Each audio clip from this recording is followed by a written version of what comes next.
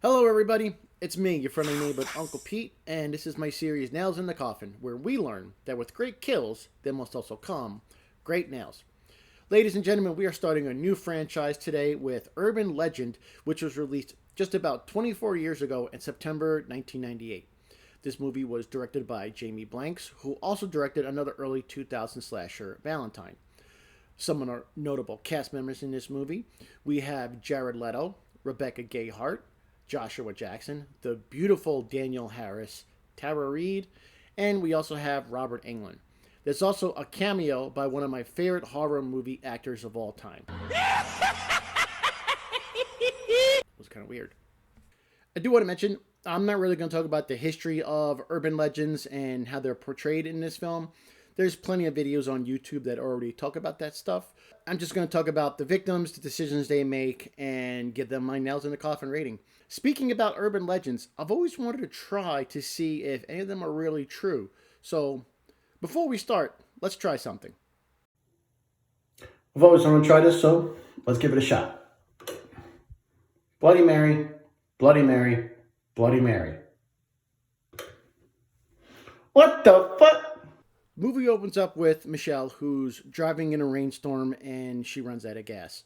So she pulls over to this remote gas station, which is run by Michael, played by Brad Dourif, one of my favorite horror actors. He has a significant stutter and has a very difficult time communicating. Run out of gas? Michelle is kind of freaked out by him, but Michael starts to pump her gas and he goes inside with her credit card to pay for it. She's just kind of waiting there. Then Michael comes out and again, he has a hard time communicating, tells her, hey, you need to come inside. There's a problem with your credit card. The bank needs to talk to you. So again, Michelle is really uncomfortable. So she grabs her mace and follows Michael inside the gas station. Soon as she gets inside the gas station, she goes to the phone, but there's nobody there. She gets really freaked out and Michael goes to her trying to tell her something, but again, he really can't communicate too easily because of his stutter. She gets really scared and maces him. She breaks the window, climbs through the window, and she runs to a car with Michael chasing her, and it's raining really bad outside. She makes it to a car and she speeds away right as Michael has the chance to say, Someone's in the back seat!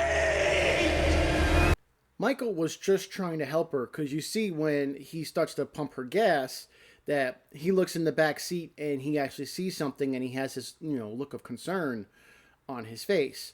So we then see Michelle driving away. She's trying to calm herself down because she thought, she was about to get attacked. And she's listening to Total Eclipse of the Heart by Bonnie Tyler playing on the radio. And it's kind of corny when you look at it. Just as Bonnie Tyler is saying, turn around, bright eyes, Michelle looks in the rearview mirror, and before she has any time to react, there's this figure wearing this large hooded coat with an axe, and they kill her. Michelle is our first kill in Urban Legend, and I'm going to give her one nail in the coffin.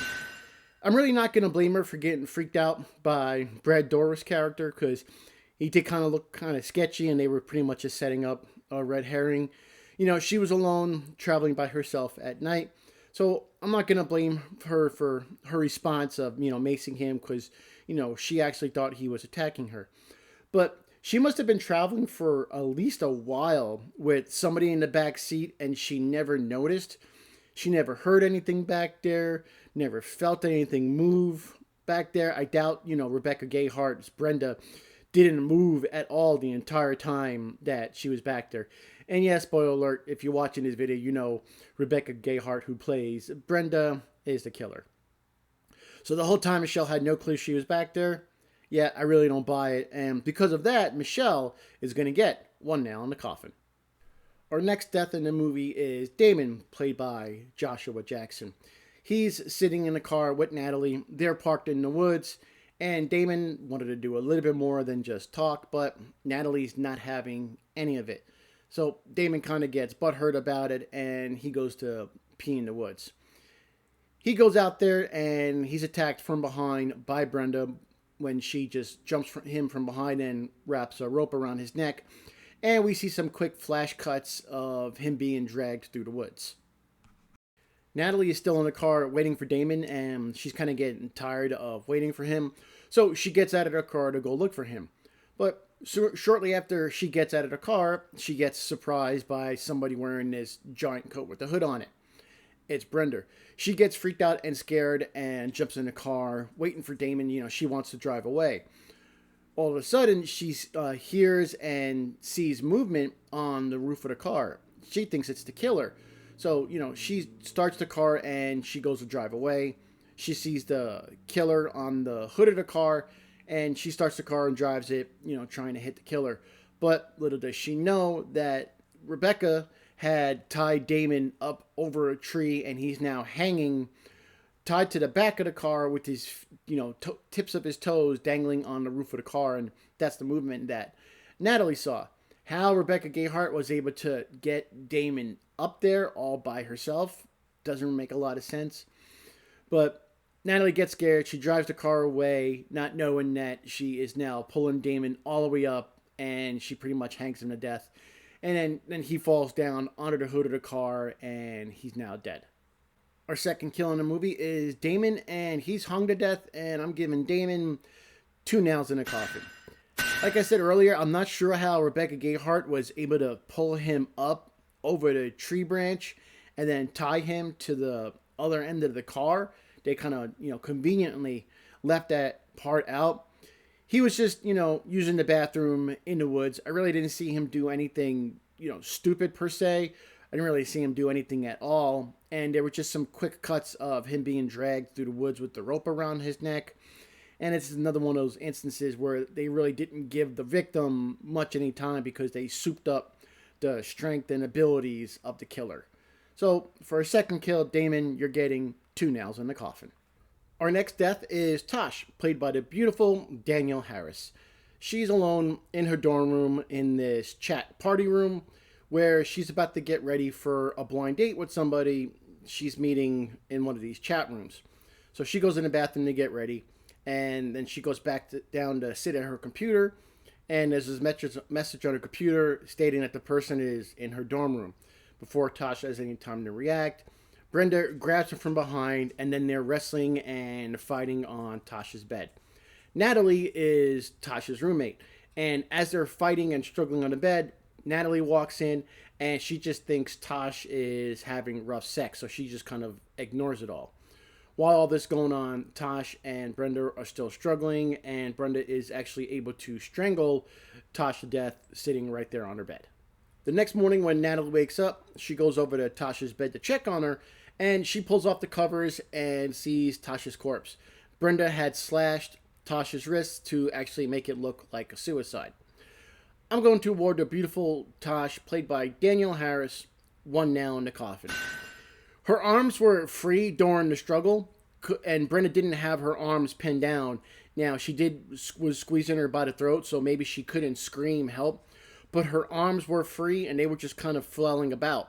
They didn't try and, hit Brenda's face, gouge her eyes out, or even take all the bunch of stuff that Tash had on her nightstand and maybe take it and throw something at Natalie to get her attention, because she actually saw Natalie walk in. She just kind of lay there and got strangled to death, flailing her arms. So, as much as this hurts me because we all love Danielle Harris, I'm going to give her character Tash 1 nail in the coffin. The next kill in the movie is Dean Adams. He's in a parking garage, standing by his car. He hears a noise and he turns around to see what it was. As soon as he turns around, Brenda, who's hiding underneath the car, takes out a pocket knife and slashes both of his Achilles tendons, and he falls down to the ground, bleeding very much. Brenda is crawling out from underneath the car as the Dean is trying to crawl away. Now, his car is parked at the top of the slope in the parking garage, and he's crawling down the road trying to get away. Brenda, who just recently climbed out from underneath the car, releases the parking brake, and the car starts to slowly roll down the slope. Now, at the bottom of the slope are these emergency spikes. And by the time the Dean gets to these emergency spikes, he turns around just as the car runs him over, impaling him on the spikes, killing him. Dean Adams, you're getting 1 nail in the coffin. Yes, he did have his Achilles tendons cut, so he couldn't necessarily run away. But Right before he turned around, when he heard that noise, he was just talking to the campus security guard. And he never screamed help or anything after he had his tendons cut. Never screamed for help or anything. He was just slowly crawling away. And then he turns around and he sees his car slowly rolling down this slope towards him. And he stayed right in the center front of the car, never tried to crawl to the side or anything. And by the time he climbed on top of the spikes, the car was right there and ran him over, impaling him. There's a lot of things he could have done. Now, maybe he would have died anyway because Brenda was right there. But like I said, he didn't call for help. He didn't try and crawl to the side. He really didn't do anything. So this is definitely deserving of one nail in the coffin. Parker is next to die, and Parker is played by Smallville's Lex Luthor, Michael Rosenbaum. He gets a phone call from the mystery killer using a voice changer. And no, it's not Ghostface, but it's Brenda using a voice changer, and she's telling him about the urban legend of a woman who dried her dog by putting it in the microwave. Now, earlier on in the film, we do learn that Parker loves his dog very much. So as soon as he hears this, he starts get freaked out, and he runs downstairs to the kitchen where he sees his dog in the microwave, and no, I won't show a clip of that. As soon as Parker sees this, he's obviously freaked out and upset. He runs upstairs, and he's puking in the toilet, and I really can't blame him. As he's puking in the toilet, he gets knocked out from behind, and then he wakes up a short while later with his hands tied behind him over the toilet. The killer, Brenda, takes a funnel, sticks it down his throat, and pours in Pop Rocks first, because the movie's about urban legends. But she doesn't pour in Coke. She pours in a bunch of chemicals and drain cleaners, poisoning Parker, and she kills him pretty quickly here, but Parker does get killed via Pop Rocks and poison down a funnel down his throat. Parker earns 2 nails in a coffin. As I had mentioned, I'm not going to blame him for being so upset that he needed to go vomit. He's vomiting over the toilet, gets knocked out from behind, wakes up with his hands tied behind him, and he's pretty much force-fed drain cleaners and poisons or whatnot. So they really didn't give him much of a chance here. I didn't see much he could have done, really. He may have done some things differently after he found his dead dog, but he was so upset he went to go puke. I can't take points away for that because I would definitely be doing the same exact thing. So for Parker, I think he earns a firm 2 nails in a coffin.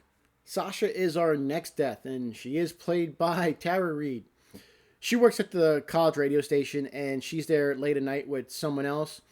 She's on the radio, and we see that other person sitting in the background.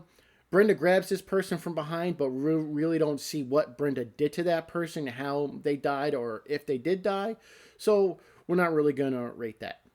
Sasha kind of hears the commotion going on behind her when the killer incapacitates her co-host or whoever that really was. Sasha gets attacked by the killer, and she's being chased throughout the radio station. They wind up on one of the stairwells, and Sasha either falls over to the side or climbs over the side to get away from the killer, and she's hanging there. The killer has the axe and swings it at Sasha. She falls down, maybe falls about a story, maybe a story and a half. But Sasha's able to limp her way into one of the elevators instead of going outside. But she goes in the elevator, goes up one floor, and then is kind of slowly limping through the hallways as the killer is slowly catching up. Sasha goes into one of the rooms with no other exits other than the door that she walked in, and just kind of shrinks down into the corner, hiding and cowering. Well, the killer makes it in there. Sasha's pleading for her life, but we all know that's not going to do any good. The killer has the axe and pretty much just hacks Sasha to death right there where she was sitting. Sasha is getting awarded 1 nail in the coffin.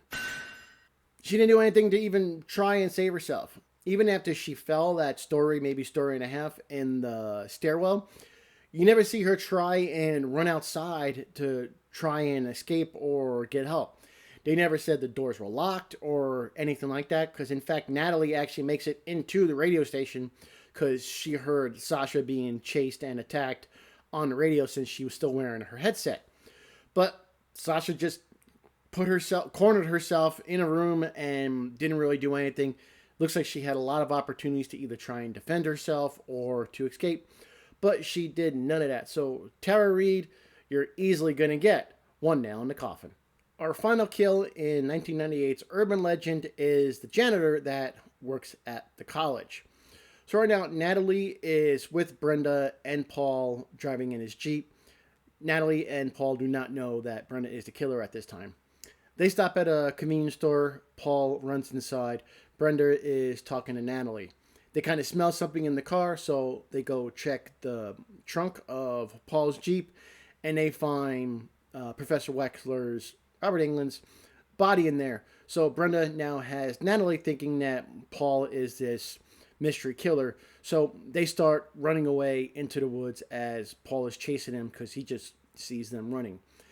They get separated. Natalie makes it to the road where the janitor is in his truck and he pulls over. They're driving down the road. Natalie's kind of suspicious of the janitor, but they then pass somebody in the Jeep with the lights off. The janitor flashes the lights at it. Natalie has a big overreaction because it's one of those urban legends. Brenda is able to make them go off the road and crash, and it doesn't seem like too violent of a crash, but they were forced off the side of the road, and in the crash, the janitor is killed. Our final death in urban legend, the janitor, you are getting one nail in the coffin.